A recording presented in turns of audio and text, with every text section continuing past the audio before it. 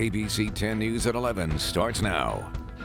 The first time Governor Gavin Newsom pulled the COVID-19 emergency brake, several California counties were thrust back into the purple tier, and a limited overnight curfew was put in place. Tonight, the emergency brake has a much greater implication. Good evening. I'm Kimberly Hunt. And I'm Steve Atkinson. San Diego County may be just days from a strict shutdown and a stay-at-home order.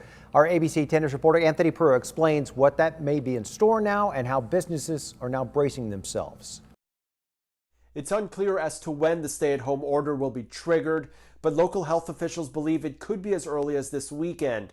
It would be another blow to businesses already navigating through a year filled with rules and restrictions. Like many businesses, Tailored Hair in East Village has seen its share of closures and reopenings during the pandemic. There is that feeling each time this happens, you build this momentum and then it's like halt. Owner Lizzie Broughton says they're preparing to have to close again. It comes as the governor announced Thursday the state's latest plan to combat a surge of COVID-19 cases around the state. The plan divides the state into 5 regions: Southern California, the Bay Area, Greater Sacramento, Northern California, and the San Joaquin Valley. A stay-at-home order will be issued for 3 weeks in regions where space in the ICU falls below 15%. A majority of regions are expected to trigger that stay-at-home order very soon. Once triggered, schools that have received waivers can stay open, as well as critical infrastructure. Retail can stay open at 20% capacity. Restaurants will be restricted to takeout and delivery, but the order will temporarily close bars, wineries, personal services, and hair salons and barbershops. At Tailored Hair, they are trying to reschedule appointments, trying to get as many people in before an order takes place. They're also figuring out ways to cut back. We're obviously looking at expenses and seeing what is absolutely necessary the next 3 weeks, what you can cut, just to stay as lean as possible during all of it. Broughton is also preparing her staff for the possibility of being without work again. I think I was trying to explain to them to get their unemployment claim ready to send in, since obviously there's going to be a big influx. Anthony Pura, ABC 10 News. Back at it again. 24 hours later, the Willow Fire that erupted near homes in Rancho San Diego is now 100% contained. That fire started just before we came on the air last night, and it quickly spread to homes on Willow Glen Drive, prompting evacuations. Crews attacked those flames from both the air and the ground, slowly gaining control. That fire burned 30 acres and destroyed 1 home. Several others were damaged. We bring out everything to try and keep these small, because obviously we know these fires just grow exponentially if we don't get them caught early. Fire departments across the county, they have upped their staffing to be prepared for other possible fires. They asked the public to have an evacuation plan and their belongings ready to go. The Willow Fire sparked just hours into our red flag warning yesterday, and the warning is still in effect for 2 more days.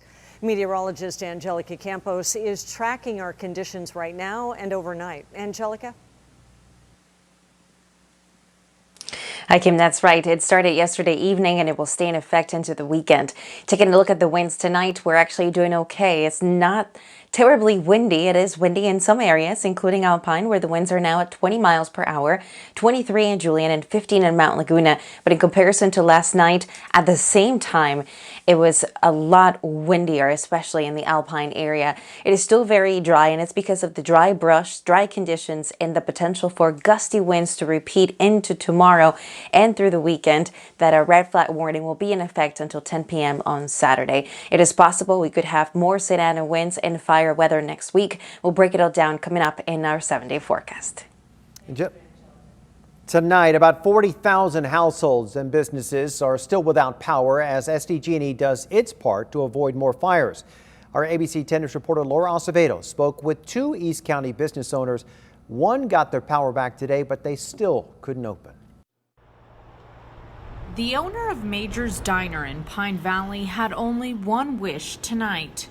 That they'll turn the power back on tonight, like they said they were going to. Larry McNamer couldn't open the diner on Thursday after SDG&E cut power because of strong Santa Anas and elevated fire danger. We actually had to buy a freezer today because the freezer that over there, or the two that we have, they have no power, so they're about to, start thawing the food out.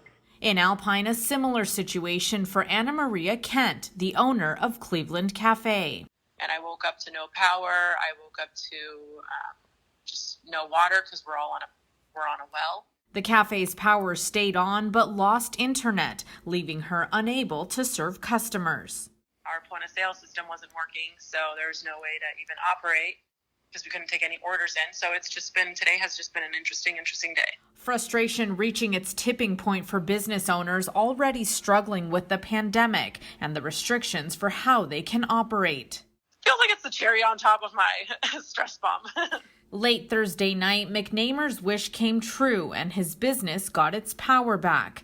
Kent hoping her business is next. For the time being, I'm just sitting around kind of twiddling my thumbs and hoping that gets turned on so we can open and operate. Laura Acevedo, ABC 10 News. Also tonight, schools in the following districts will be closed tomorrow because of those power outages. They are Alpine Union, Dehesa, Valley Center Palma Unified, and Warner Unified. Hamishaw Elementary in the Cajon Valley District will also be closed, as will Eucalyptus Hill and Lakeside Farms in the Lakeside Union School District. New records have again been set for the number of cases, hospitalizations, and deaths. And the U.S. is still bracing for a post-Thanksgiving surge. The CDC now estimates as many as 329,000 Americans could have lost their life by the day after Christmas. More than 100,000 Americans are now hospitalized, fighting for their lives as resources are spread thin. President-elect Joe Biden said on CNN today, as soon as he is inaugurated, he plans to ask all Americans to wear masks. I'm going to ask the public for 100 days to mask. Just 100 days to mask. Not forever, 100 days. And I think we'll see a significant reduction. Biden added that he asked Dr. Anthony Fauci to stay in the same role that he has been in for the past several presidents. And another 1,500 cases were reported in our county today, bringing that to a total of 86,000. There were also another 5 deaths, bringing the total to 1,040. President-elect Joe Biden is throwing his support behind a bipartisan COVID stimulus bill being negotiated in Congress right now. But there are still questions if a deal will be reached before previous stimulus benefits run out. ABC's Alex Perche explains the roadblocks stalling that agreement. On Capitol Hill this afternoon, glimmers of hope for millions of Americans struggling through the coronavirus pandemic. House Speaker Nancy Pelosi and Senate Minority Leader Chuck Schumer announcing Wednesday they'll back a new $900 billion bipartisan COVID-19 relief plan.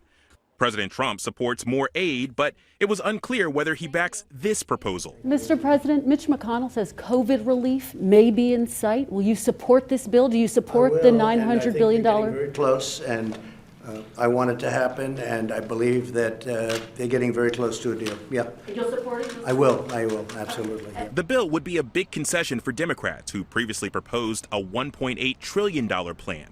This compromise bill includes $300 in weekly federal unemployment benefits and $160 billion in state and local aid, something Republicans had been opposing. What's not in the bill is another round of stimulus checks, which financial experts say would ramp up the economy. Now, eyes are on Senate Republican leader Mitch McConnell. So far, he's been backing his own much smaller plan.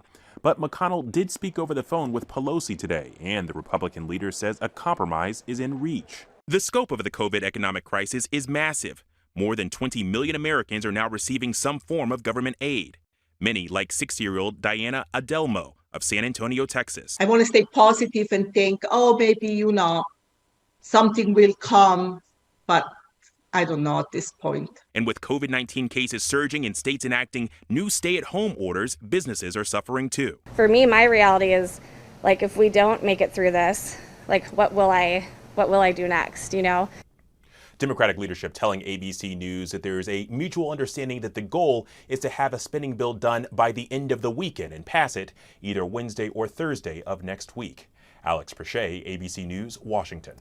A Pasadena area church is celebrating after the U.S. Supreme Court sided with it regarding in-person services.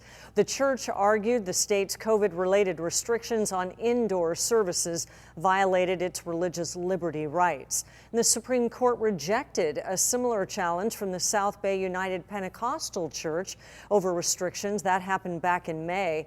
Today's decision is the court's second such ruling on pandemic guidelines for churches in the last 2 weeks. And UPS is reportedly putting the brakes on picking up packages from major stores after a record-breaking Cyber Monday. The shipping giant is instructing its drivers nationwide to temporarily stop collecting orders from 6 large retailers, including Gap, Nike, and Macy's. UPS is said to be regulating the number of packages within its network in order to maintain high performance amid the holiday season. A Carmel Valley doctor who is accused of selling so-called cures for COVID-19 is now facing additional federal charges. Dr. Jennings Staley is the former owner of Skinny Beach Med Spas. According to federal prosecutors, Staley lied to U.S. Customs to smuggle hydroxychloroquine into the U.S. Staley is also charged with stealing the identity of one of his own employees in order to submit a bogus prescription for hydroxychloroquine. He'll be back in federal court in 2 weeks.